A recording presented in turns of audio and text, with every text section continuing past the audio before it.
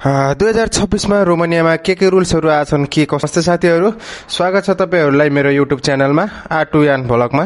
आजको भिडियो रोमानियामा काम गरिरहेका नन युरो वर्कर्स विशेष गरी नेपालीहरुका लागि धेरै महत्त्वपूर्ण कुराहरू हुनेछ। यसमा यो भिडियो चाहिँ लास्टसम्म हेर्दिनु होला सबैजनाले है त। हाम्रो 2026 मा चेन्ज भएको रुल्सहरू के रुल्स चेन्ज भएको छ, कति सेलेरी इन्क्रिज भएको छ र काम चेन्ज गर्दा कुन कुन पेपरहरू चाहिन्छ, के कसरी गर्नुपर्छ, सबै कुरा चाहिँ समेटेर एउटा भिडियो बनाइएको छ। यो भिडियो चाहिँ लास्टसम्म हेर्दिनु होला। अब यहाँबाट हामीले भिडियो सुरु गर्नेछौँ। 2026 मा रोमानियामा नन युरो फरेनर वर्कर जस्तै नेपालीका लागि केही महत्त्वपूर्ण नयाँ नियम आएका छन्। 2026 मा महत्त्वपूर्ण नियमहरू रोमानिया गभर्नमेन्टले चाहिँ चालू गरिरहेको छ। नयाँ नियम आएका छन्। विशेष गरी 2026 अगस्त 32 ले फरेन वर्करको इम्प्लोइ र रिगल स्टेटस सम्बन्धित नियमित परिवर्तन गरेको छ। रोमानिया गभर्नमेन्टले चाहिँ 2026 32 अगस्तदेखि चाहिँ जो नेपालबाट आउनुभएको छ या अरू कुनै कन्ट्रीबाट रोमानिया आउनुभएको छ काम गर्नको लागि उहाँलाई चाहिँ लिगल बनाउने स्टेटस सम्बन्धित नियम परिवर्तन गर्दैछ।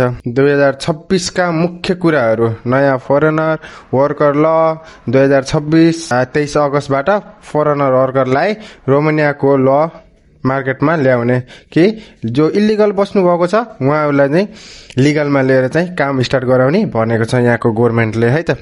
काम गराउने प्रक्रिया नयाँ तरिकाले रेगुलर गरिएको छ कि काम लगाउने प्रक्रियाहरू नयाँ नियमले चाहिँ सुरु गर्न लागेको छ।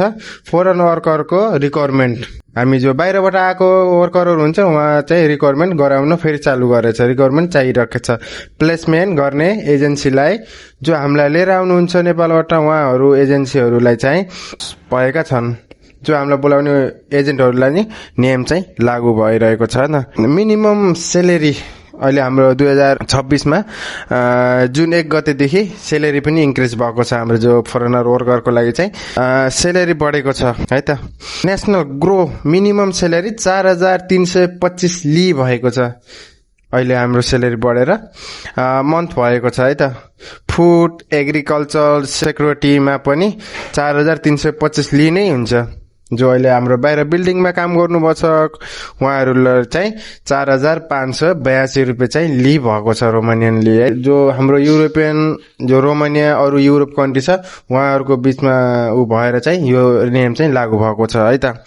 युरोपियन इम्प्लोइ सर्भिस यहाँ हाम्रो सेलेरी चाहिँ सरकारबाट नि तोकिएको हुन्छ है त। वर्क परमिट इम्प्लोइ अथोरिटी सामान्यतया नन युरो वर्करका लागि इम्प्लोइले आइजिआईबाट वर्क अथोरिटी लिनुपर्छ।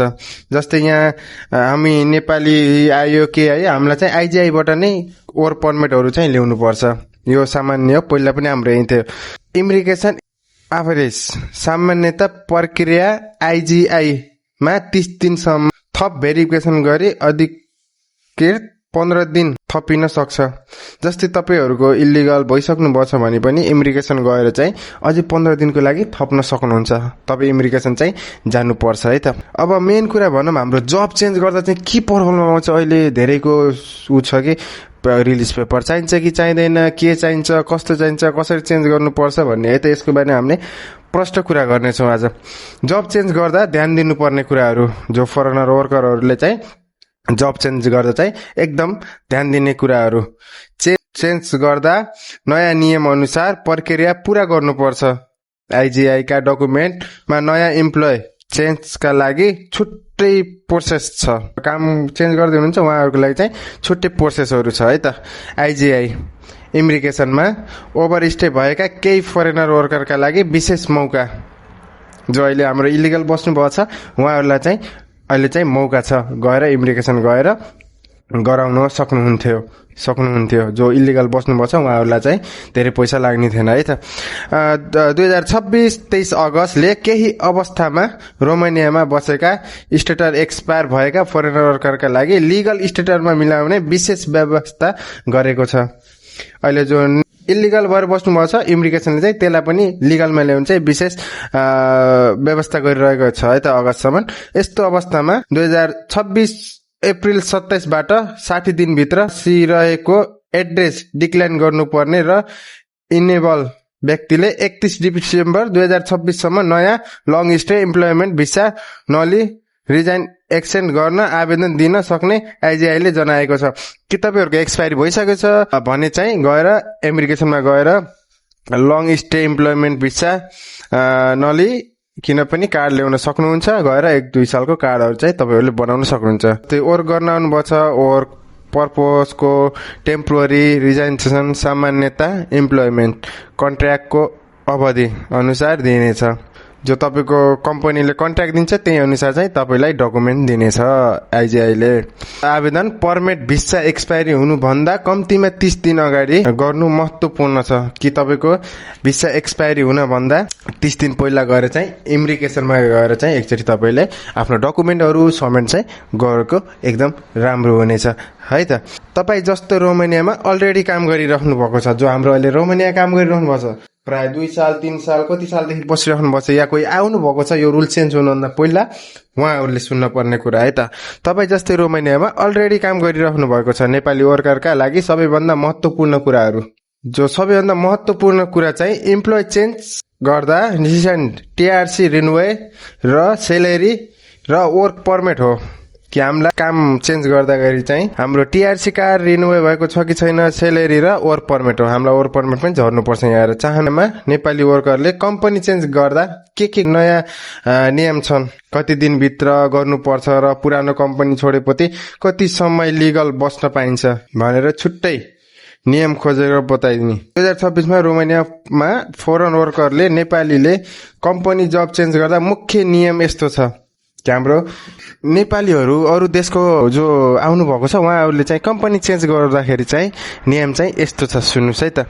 कम्पनी छोडेपछि तुरुन्तै लिगल हुने होइन, कि कम्पनी छोड्दा बित्तिकै तपाईँ तुरुन्तै इलिगल हुने होइन। 2026 32 अगस्त अनुसार इम्प्लोइमेन्ट कन्ट्र्याक्ट सकिएपछि राइट सामान्य अवस्थामा बढीमा 90 दिनसम्म कायम रहन सक्छ। यदि इम्प्लोइमेन्ट बेनिफिट पाएको छैनौ भने यो 90 दिनभित्र नयाँ इम्प्लोय खोजेर नयाँ वर्क अथोरिटीको प्रक्रिया सुरु गर्न सकिन्छ। नयाँ कम्पनीमा सिधै काम सुरु गर्न मिल्दैन, कि काम छोडेपछि नि नयाँ कम्पनीमा गएर सिधै तपाईँहरूले काम चाहिँ गर्नु मिल्दैन। नयाँ इम्प्लोयका लागि आवश्यक employment authority change of employment प्रक्रिया पुरा हुनुपर्छ है त। जो चाहिँ हाम्रो डकुमेन्टहरू चाहिँ आइजिआई इमिग्रेसनले चाहिँ जो हाम्रो चेन्ज हुन्छ कम्पनी उसको लागि चाहिँ छुट्टै प्रक्रियाहरू चाहिँ राखेको छ है त। चेन्ज अफ इम्प्लोयको वर्क अथोरिटी फी, जस्तै अब काम चेन्ज गर्नुभयो हुनेछ भने चाहिँ तपाईँले इमिग्रेसनलाई चाहिँ केही फी दिनुपर्छ चेन्ज गर्दाखेरि। त्यो फी चाहिँ हाम्रो कति हुनेछ भने 25 युरो हुनेछ। 25 युरो चाहिँ हामीले चाहिँ इमिग्रेसनलाई दिनुपर्ने छ है त। 25 युरो बराबरको रोन चाहिँ दिनुपर्ने छ। नयाँ वर्क पर्मिट एप्लिकेसन सामान्यता आइजिआईले 30 दिनभित्र थप जाँच अवस्था भएका अर्को 15 दिनसम्म बढाउन सक्छ। कि तपाईँको 30 दिन पनि छैन अब है, अब तपाईँ इलिगल भइसक्नु भयो, अब त्यसलाई लिगलमा त ल्याउनु पर्यो। त्यसको लागि चाहिँ हाम्रो इमिग्रेसनले चाहिँ अझै थप गरेर तपाईँलाई 15 दिन चाहिँ बढाइदिन सक्छ। त्यसको लागि चाहिँ टिआरसी रिन्युए गर्दा आवेदन एक्सपायरी हुनुभन्दा कम्तीमा 30 दिन अगाडि दिनुपर्ने छ। कि आफ्नो आवेदन दिँदा चाहिँ टिआरसी कार्डको चाहिँ एक्सपायरी नहुँदै 1 महिना छ भन्ने बेला चाहिँ हामीले इमिग्रेसनमा गएर बुझाउनु पर्ने एकदम जरुरी हुन्छ र एकदम राम्रो पनि हुन्छ त्यो है त।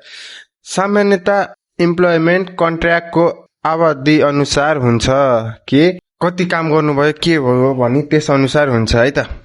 ओके, इम्प्लोइ कन्ट्र्याक्टको अवधि अनुसार हुन्छ, तर सामान्यता अधिकतमा 2 वर्षसम्म हुन सक्छ। कि 2 वर्षसम्मको कार्ड चाहिँ तपाईँहरूलाई बन्नेछ, जहाँसम्म चाहिँ 2 वर्षको कार्ड नै बन्नेछ है त तपाईँहरूलाई इमिग्रेसन गरे नि। तपाईँको लागि खास महत्त्वपूर्ण, कि तपाईँको लागि एकदम खास महत्त्वपूर्ण कुरा चाहिँ अब सुन्नुहोस् है त। यदि तपाईँले हालको कम्पनी छोड्ने सोचमा हुनुहुन्छ, रिजाइन दिनु अघि नयाँ कम्पनी तयार गर्नु सुरक्षित हुन्छ। नयाँ कम्पनी तयार गर्नु सुरक्षित हुन्छ किनकि 90 दिन भनेको नयाँ कम्पनीमा काम गर्न पाउने खुल्ला पर्मिसन होइन, नयाँ इम्प्लोयको कानुनी प्रक्रिया पुरा गर्नुपर्ने समय हो। चाहनुहुन्छ भने म तपाईँलाई रोमानियामा कम्पनी छोडेपछि 90 दिनभित्र नयाँ कम्पनीमा कसरी लिगल ट्रान्सफर हुने, स्टेप बाई स्टेप कुन कुन कागजातहरू चाहिन्छ भनेर पनि बताइदिनेछु। अगर तपाईँलाई यसपछिको नि भिडियो चाहिन्छ भने कमेन्ट गर्नु होला म चाहिँ टोटल्ली पुरै भिडियो ल्याउने छु हस् त अब चाहिँ म बिदा हुनेछु भिडियोलाई like and comment and subscribe चाहिँ गरिदिनु होला यस्तै राम्रो कुरा थाहा पाउनको लागि धन्यवाद